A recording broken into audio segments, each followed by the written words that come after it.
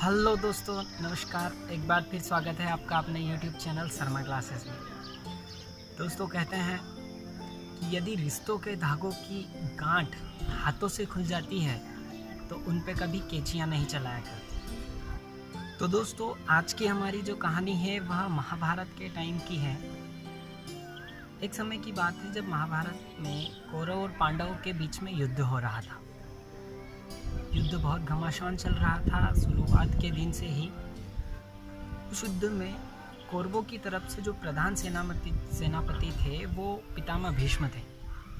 और जब भी पितामह भीष्म युद्ध करके शाम को सूर्यास्त के बाद सभी अपने अपने शिविर में जाते थे, और जैसे ही पितामह भीष्म अपने शिविर में जाते थे वहाँ दुर्योधन उनका इंतजार करता था।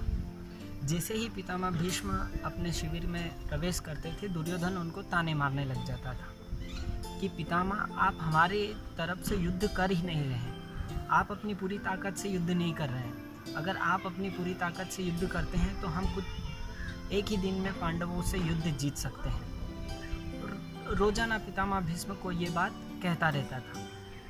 10-12 दिन हो गए, बीतते चले गए, और पितामह भीष्म रोज यह बात सुनकर तंग आ गए थे। तो 12वें दिन पितामह भीष्म ने दुर्योधन की बात सुनकर वो बहुत ज़्यादा तंग आ गए थे, और दुर्योधन के सामने ही उन्होंने प्रतिज्ञा ले ली कि मैं पितामह भीष्म प्रतिज्ञा लेता हूँ, कल के दिन या तो पांडवों का आखिरी दिन होगा या मेरा आखिरी दिन होगा। ऐसी बात बोल के उन्होंने दुर्योधन को भेज दिया। जैसे ही यह बात दुर्योधन ने सुनी, दुर्योधन बड़ा खुश हुआ। वह अपने शिविर में गया, कौरवों के शिविर में उसने सभी अपने भाइयों को ये बात बताई। यह बात जैसे ही पितामह भीष्म ने बोली और कुछ ही देर में ये हवा की तरह फैल गई। जैसे ही यह बात पांडवों के शिविर में गई, सभी ने बात को सुना और पांडव भी घबरा गए, क्योंकि पितामह भीष्म एक ऐसे सेनापति थे जिनको हराना किसी भी सेनानी की बात नहीं थी। उसी के बाद ये बात जैसे ही द्रौपदी को पता चली, द्रौपदी भी संकोच में आ गई। उसे भी लगने लगा कि कल तो मेरे सभी पतियों की मृत्यु हो जाएगी। वह दौड़ती दौड़ती भगवान श्री कृष्ण के पास गई और भगवान से कहा, हे प्रभु, यह सब जो भी हो रहा है आपकी वजह से हो रहा है, आप ही की लीला है। तो कृष्ण भगवान ने उससे कहा कि द्रौपदी, यह मेरे कारण नहीं हो रहा है, यह जो भी हो रहा है सभी के अपने अपने कर्मों के कारण हो रहा है। तो द्रौपदी ने कहा कि भगवान, इसका कुछ उपाय निकालिए। तो कृष्ण भगवान ने द्रौपदी से कहा, मैं तुम्हें कुछ बताता हूँ, चलो मेरे साथ कौरवों के शिविर में। और भगवान द्रौपदी को कौरवों के शिविर में लेके गए, और जैसे ही वो कौरवों के शिविर में गए, पितामह भीष्म के कक्ष था उसके पास गए। और पितामह भीष्म के कक्ष के जब पास जाते ही भगवान श्री कृष्ण बाहर खड़े रहे, और द्रौपदी को उन्होंने कक्ष के अंदर पहुंचा दिया।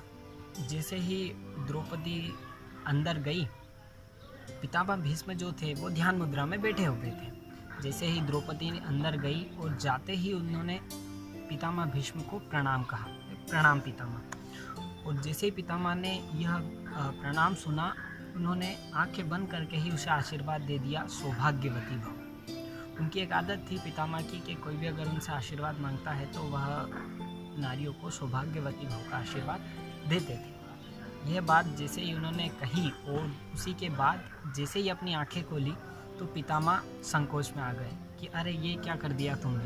मैं कुछ ही देर पहले तो मैं पांडवों को मारने की प्रतिज्ञा कर चुका हूँ और तुमने आके मेरी ही प्रतिज्ञा भंग करवा दी। अब मैंने तुम्हें सौभाग्यवती का वर तो दे दिया है, अब तुम्हारे पतियों की रक्षा भी करना पड़ेगी। यह बात जो है मुझे जच नहीं रही है, ये बात तुम नहीं करी, इसे तुम्हें किसी ने ज़रूर बताया है। तो द्रौपदी ने कहा, हाँ बिल्कुल ज़रूर, भगवान श्री कृष्ण ने बताया। तो पितामह भीष्म ने बोला, उन्हें अंदर ले आइए। और श्री कृष्ण अंदर आए। उसके बाद पितामह भीष्म ने पूछा, हे भगवान, ये क्या लीला है आपकी? मैं प्रतिज्ञा कर चुका था और अब आपने वही प्रतिज्ञा भंग करवा दी। तो श्री कृष्ण ने कहा, पितामह, आप जानते हैं यह युद्ध जो है धर्म युद्ध है। तो पितामह ने कहा कि जी बिल्कुल, और इसका कोई उपाय? तो फिर श्री कृष्ण ने पांडवों को बुलाया। पांडवों को श्री कृष्ण ने कौरवों के शिविर में बुलाया, और वो जैसे कौरवों के शिविर में पितामह भीष्म के कक्ष में गए पितामह भीष्म ने पांडवों को एक आदेश दिया कि सुनो पुत्रों, कल तुम्हें मेरा वध करना पड़ेगा। उन्होंने सिर्फ अर्जुन को यह आदेश दिया कि अर्जुन कल तुम्हें मेरा वध करना पड़ेगा। लेकिन अर्जुन संकोच में था, पितामह आपका वध तो मुझसे होगा नहीं, क्योंकि आपको हराने वाला अभी तक परशुराम के सिवा कोई पैदा नहीं हुआ। तो पितामह भीष्म ने अर्जुन से कहा कि ये बिल्कुल सही बात कह रहे हो तुम, लेकिन मैं तुम्हें एक उपाय बताता हूँ। तुम युद्ध करते समय अपने सामने किसी स्त्री को ले आना और उसके पीछे से छुप के मुझे बाण मार देना। तो अर्जुन और पांडव सभी संकोच में, और युधिष्ठिर बोला कि हे पितामह, युद्ध में पराई स्त्री को लाना यह कोई बात युद्ध का नियम नहीं है। तो पितामह ने कहा कि यह तो बात ठीक कह रहे हो तुम, लेकिन जो तुम्हारी सेना में शिखंडी नाम का सेनानी है वह एक शिखंडिनी है, तो तुम उसे अपने सामने ले आना।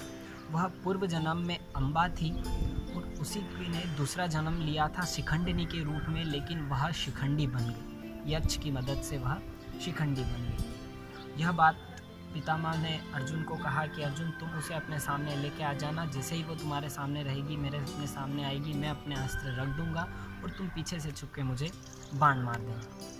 तो पिता अर्जुन ने कहा, संकोच फिर भी जताया कि पितामह मैं आपको कैसे मार सकता हूँ, और रही बात पितामह ने आदेश दिया था तो मानना तो था ही सही।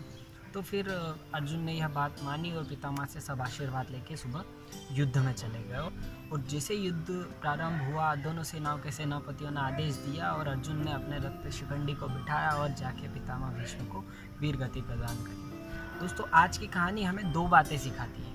पहली कि संस्कार हमेशा सभी की मदद करते हैं। द्रौपदी के संस्कार ने उसके अपने पतियों की जान बचा ली, उसका सुहाग, उसका सिंदूर बचा लिया। और दूसरी बात कि ध्यान रखना, जीवन में कभी किसी भी समस्या, कोई भी समस्या ऐसी नहीं है जिसका कोई हल ना हुआ। पितामह भीष्म जो थे प्रतिज्ञा कर चुके थे, वह भी समस्या में पड़ गए थे, लेकिन उस समस्या का भी हल निकल गया। तो दोस्तों, अपने जीवन में शर्मा क्लासेस यही कहता है कि करो कुछ ऐसा कि आप सभी, दुनिया भी आपके जैसा करना चाहे, और संकोच में ना रहो कि आपको कोई समस्या है, क्योंकि हर समस्या का हल मिलता है और संस्कार आप सभी में आपके पूर्वजों के द्वारा दिए हुए हैं। तो दोस्तों, शर्मा क्लासेस आपसे यही कहता है, कर दिखाओ कुछ ऐसा कि दुनिया करना चाहे आपके जैसा। और दोस्तों, हमारे YouTube चैनल शर्मा क्लासेस पे हर संडे सुबह 9 बजे देखिए एक मोटिवेशनल वीडियो जो कि आपकी लाइफ बदल दे। Sharma classes, a motivational class of life. नमस्कार।